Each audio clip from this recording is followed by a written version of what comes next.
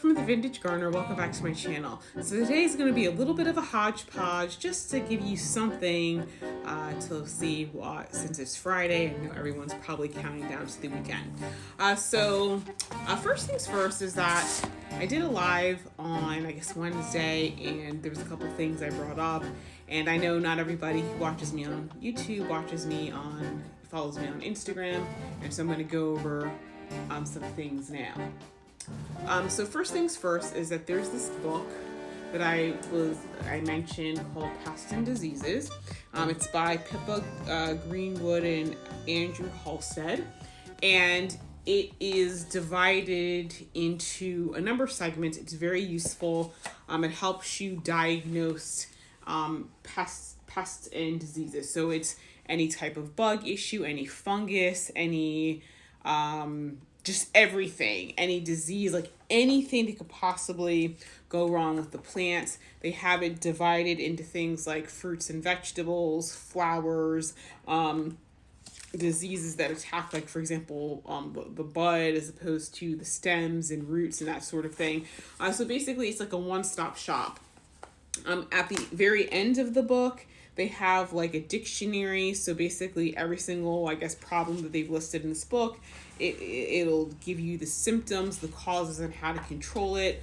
They give you ways to combat pest and disease issues in the garden. If you have a greenhouse and you're having pest and disease issues, how to control it in a greenhouse.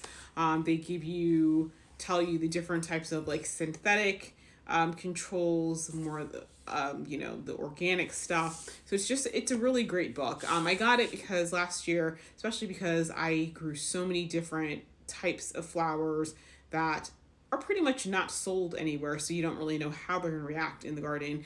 In addition to getting a lot of good bugs, I got a lot of bad bugs, and some of the stuff I was like, I've never even seen any of these things before. So this is going to be a good book to have on hand.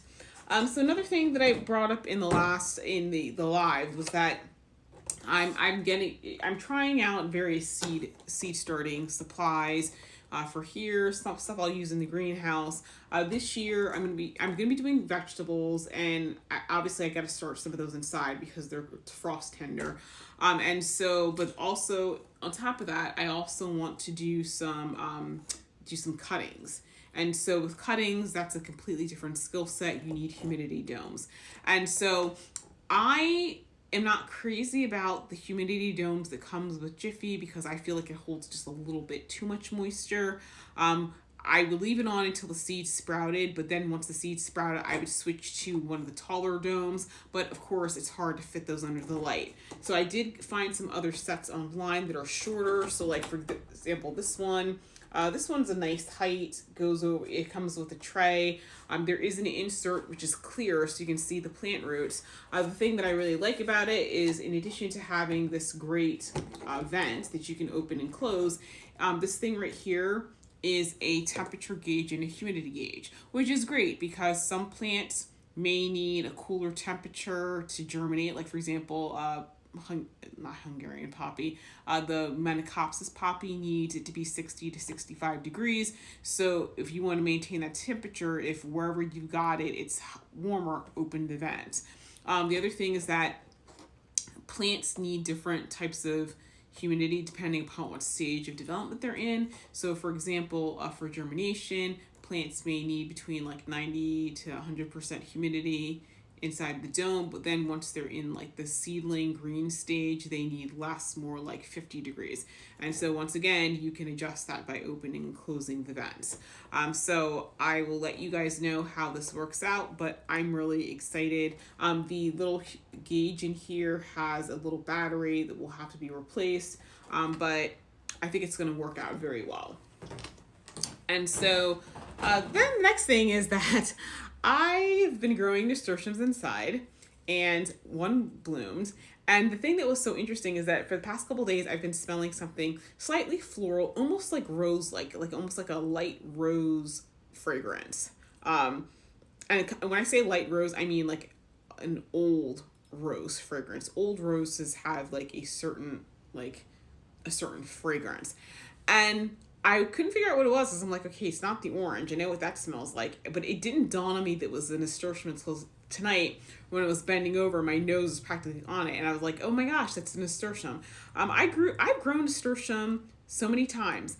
I never noticed that the flowers had any sort of scent. So if you guys are interested in having a rose scent without having a rose indoors, get yourself a nasturtium.